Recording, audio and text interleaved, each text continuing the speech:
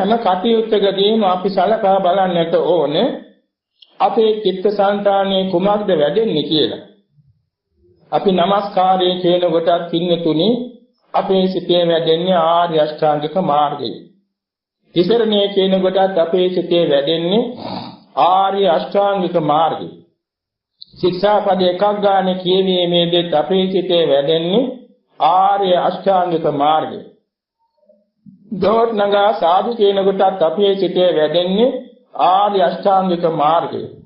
බුදුපාණ දැල්වීමේදී සුවඳ කූර දැල්වීමේදී මලක් පාන සකස් කොට තන්පත් කිරීමේදී එවැගේම බුද්ධ පූජා පැවැත්වීමේදී බුද්ධ වන්දනා කිරීමේදී අපේ සිතේ වැඩෙන්නේ ආර්ය අෂ්ටාංගික මාර්ගය. වතාවත් පිරීමේදී එවැගේම සිල් පෙරවීමේදී එවැගේම ආසන පැනවීමේදී එවැගේම පියවර නැගීමේදී කුසල් සිටි හැම වෙලාවම අපේ සිතේ වැඩෙන්නේ ආර්ය අෂ්ටාංගික මාර්ගය.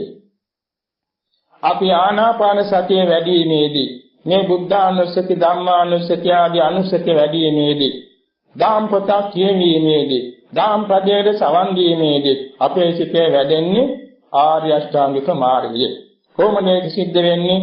දැන් අපි සලකා බලමු. දැන් මේ බණ පදයක් අපි කියනකොට බණ පදයේ සවන් දෙනවා දෙගොල්ලේ. දේශකයන් වහන්සේ දේශනවා ශ්‍රාවක පිරිස අසනවා. දෙගොල්ලට වැඩෙන්නේ ආර්ය අෂ්ටාංගික මාර්ගයේ මාර්ගාංග. හැබැයි එකවර අත හිතේ පහළ වෙන්නේ නැහැ. එකවර අත පහළ වෙන්නේ මාර්ගඵල ඥානවලදී විතරයි.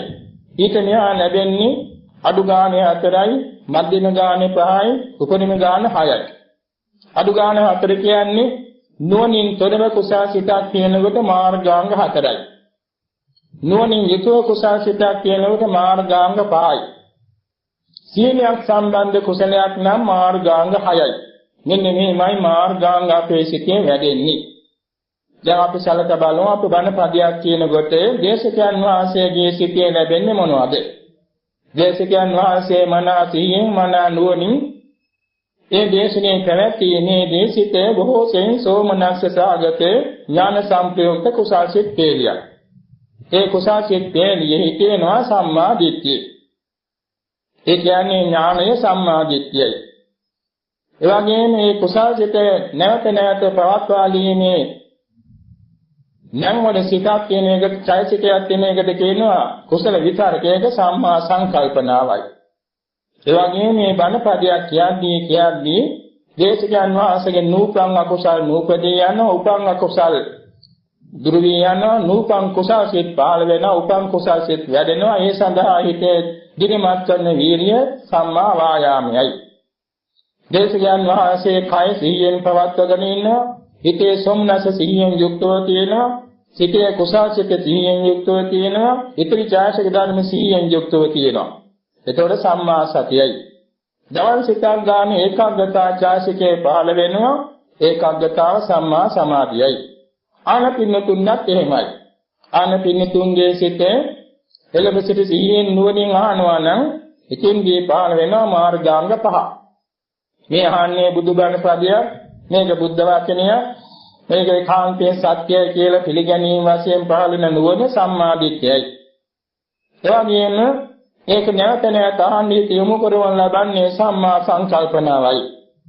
ධනපදී අහන්න නූපං අකුසල් නූපදී යන, උපන්න අකුසල් දුරු වී යන, නූපං කුසල් උපදින, උපං කුසල් වැඩෙන උත්සාහය සිටේ තියෙනවා වීර්යය. ඒක සම්මා වායාමයයි. ධන ඇසීමේදී පෙළවෙන්නේ නැතුව සමාධිමත් වුණා වාගේ හිත සිහියෙන් පවත්වා ගැනීම කායානුපස්සනා සත්‍යයි.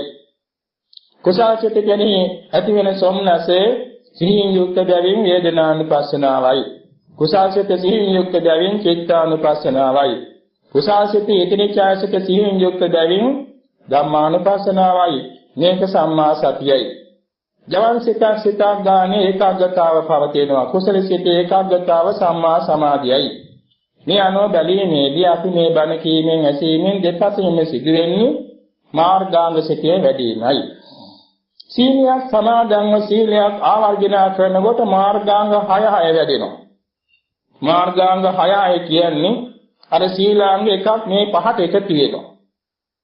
වචනෙන් වාක් විරතියක් නම් එතෙන්දී සම්මා වාචා මාර්ගාංගය තියෙනවා. කාය විරිතියක් නම් එතෙන් සම්මා කම්මන්ත මාර්ගාංගය ඇතිවේ. ආජීව පරිසුද්ධ සීලයක් නම් එතෙන්දී සම්මා ආජීව මාර්ගාංගය පහළ වෙනවා. තුන එකවර පහළ වෙන්නේ එකක් තමයි එකවර ලැබෙන නිසා හයක් ලැබෙනවා. මේවා වැඩෙනකොට පින්නතුනි මුලින් සඳහන් කළ බෝධිපාක් ධර්ම 37ම අපේ වැඩෙනවා. මෙන්න මේක නිසා මේ ආර්ය සත්‍ය අවබෝධයට අපි චිත්තක්ෂණයක් ගානේ සමීප වෙනවා. ඒ කොහොමද? මේ මාර්ගාංග බෝධිපාක් ධර්මයන් සිටේ වැඩෙන්න කල්ප කෝටි ගණන් සංසාරය අපට කෙටි වෙනවා. ජාත්‍යාගේ සංසාර ගමන කෙටි වෙනවා. මෙන්න දුක්ඛ සත්‍ය අවබෝධයට සමීප වෙනවා. කල්ප කෝටි ගණන් සංසාරයේ ඈතට යන කෙලෙස් ස්කන්ධය අපේ කෙටි වෙනවා. අන්න සමුදය සත්‍ය අවබෝධ වෙන හැටි. කල්ප කෝටි ගණන් ඈත ගිහිල්ලා දකින්න තියෙන නිවන අපට ලං වෙනවා. නිරෝධ සත්‍ය අවබෝධ වෙනවා. කල්ප කෝටි ගණන් ඈත ගිහිල්ලා මේ පරිපූර්ණ කරගන්න තියෙන මාර්ගාංග අපි චිත්තක්ෂණයක් ගානේ වැඩි දියුණු කරගන්න. මේ මාර්ග සත්‍ය අවබෝධ වෙන හැටි. මේක නිසා අපි කුසල දවනේ චිත්තක්ෂණයක් ගානේ සිදු කරනු ලබන්නේ බුදුපසේ බුදුමහරහතන් වහන්සේ ආબોධ කළ චතුරාර්ය සත්‍ය අවබෝධයට සමීප වීමයි. එනිසා මේ බුද්ධෝත්පාද කාලයක චිත්තක්ෂණයක් තරම් කෙටි කාලයේ මිල කරන්න බෑ රංගුවන් වලින්. මා පොළවෙන් මිල කරන්න බෑ.